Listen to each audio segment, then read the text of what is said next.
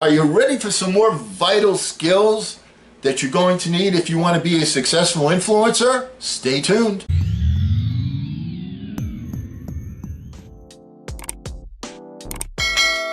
Hello again, everyone. I'm Eli's dad with Project Eli, where we educate, we lead, and we inspire. And I saw an article by a gentleman, and he was talking about, 18 vital skills you need to have before you turn 25 or 30 or something like that, and included in one of them was being able to grill on the barbecue. All right, and I couldn't help but think, what are the real important vital skills that people need to have to be successful and to be an influencer? So I made some notes, took them down, and here we go. We're on number 13 right now. Important vital skill to have: know how to shake hands. Does that sound dumb? Especially now, okay, where handshaking isn't so much in vogue because of the pandemic, but serious business when you do shake hands with people, and maybe that will go by the wayside, I don't know. But right now, it's still an important thing to have. And when you're in a business situation, you're not wanting to hey, give me five, or up high, down low, in the middle, too slow, all right? I mean, in a business situation, that's not what you want to do. Usually when you're doing that, it's the beginning of a relationship or it's maintaining a relationship, and it says a lot about you. It says, I mean business. So you give a good, firm business handshake when you're talking to a man to man, give him a nice, firm handshake. You're talking to a woman, you have to learn how to shake hands with a lady. There's a little bit of a difference. You put your hand out, you give a firm handshake, but not quite as firm as with a man. All right? And it makes a difference. It tells a story.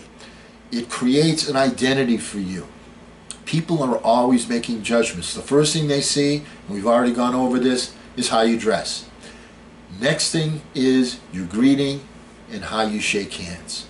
So if you're looking to be an influencer with people, one of the things that you want to do is know how to shake their hands, because if you want them to listen to you, they have to respect you.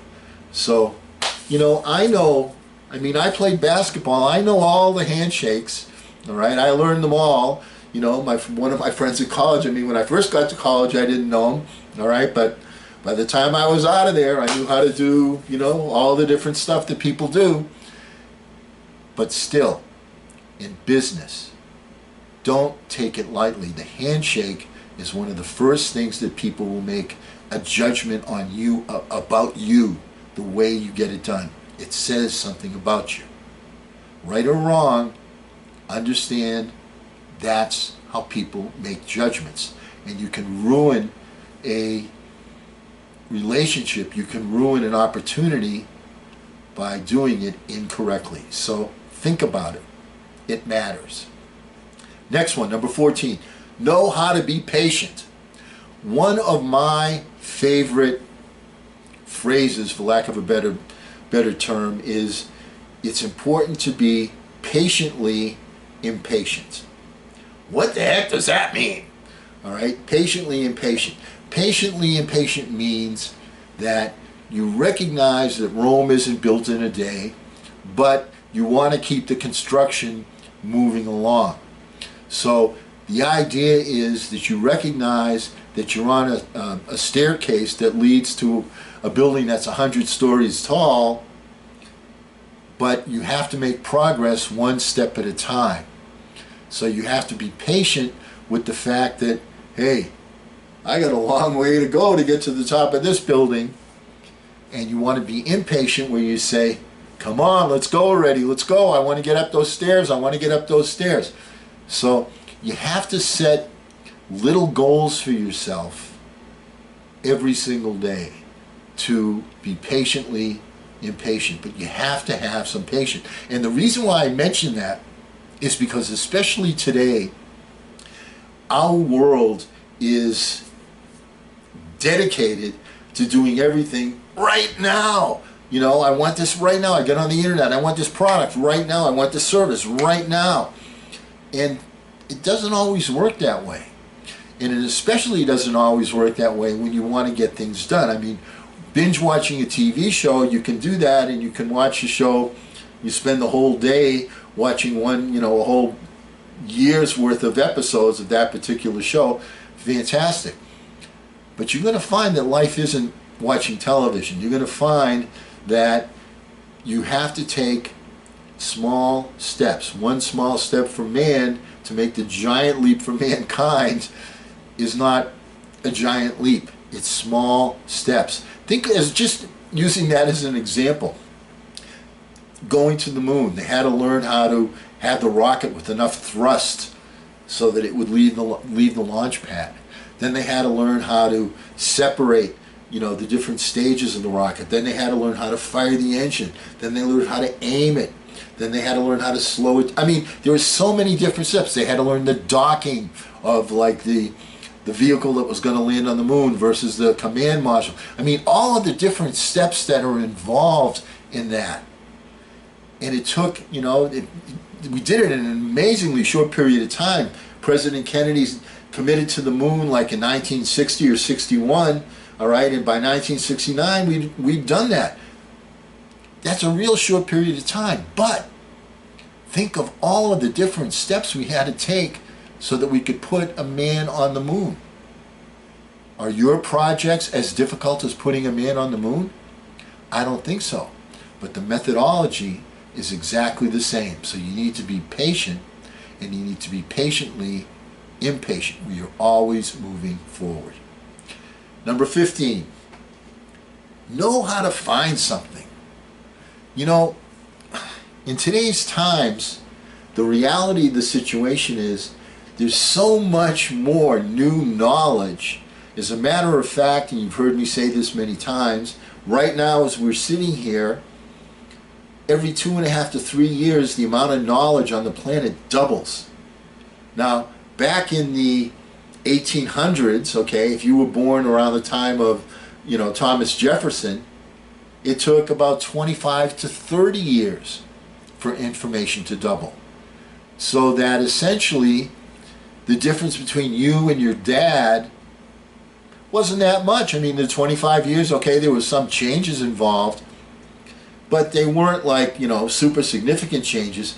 Contrast that with Eli and me, my very self, the changes from when I was a young puppy to when Eli is a young puppy are astronomical. There have been so many different changes. Somebody said to me when I was 8 or 9 years old something about the internet, I would say, what the heck is the internet? All right, or being able to do what I'm doing right now make a video. We didn't even have videos. All right, so I mean, there are so many different changes, so many different advances. Once again, the key thing is you don't have to know everything, but you do have to know how to find it. And you know, I had a request from one of my subscribers asked me a question about some books, and I said, you know what I do? It may sound lame, but I go to Google. I Google it. You know, that's the simple is good, but if you don't know how to extract the information, you are at a disadvantage. So it's much more important to know how to get information than to know information, because you can't know everything. There's just too much information out there. You get a degree in engineering, you know, from MIT or Purdue or, you know, in California Institute of Technology, you know, from one of those places, in 5 years, you're still learning. There's still more stuff to learn because there's new stuff being discovered and evolving every single day. So you have to, you know, don't be concerned that you don't know everything. Do be concerned that you know the basics, and be concerned that you know how to find it when you have to. That's the key thing. And that's what's so, for people like me, you know, who are seniors, who were not brought up in the computer age, why it's so important for us to learn the computer, because that's the way knowledge is being spread. Years ago, it used to be, go to the encyclopedia. Now, Google it. Google it. All right, number 16. Know how compound interest works. And I'm not just talking about money here. Most people know the rule of 72, that if, as an example, if you have something that's earning 6% interest, in 12 years, that's going to double, okay? Because 6 times 12 is 72, all right? Or you have something that's earning 12% interest in 6 years, is going to double. Or something that's earning 2% interest is going to take 36 years if you just leave it alone to double. I mean, that's the law of compound interest. But let's talk about how compound interest works with you as an individual, with your personal development. People are always looking for like a magic pill. Once you take this pill, then you're Superman. You can leap over tall buildings in a single bound and travel faster than a speeding bullet. It doesn't work that way. The way compound interest works in your personal development is you gain a little bit, you gain a little bit, you gain a little bit, you gain a little bit, and then all of a sudden you wake up one day and the cumulative effect makes you the master.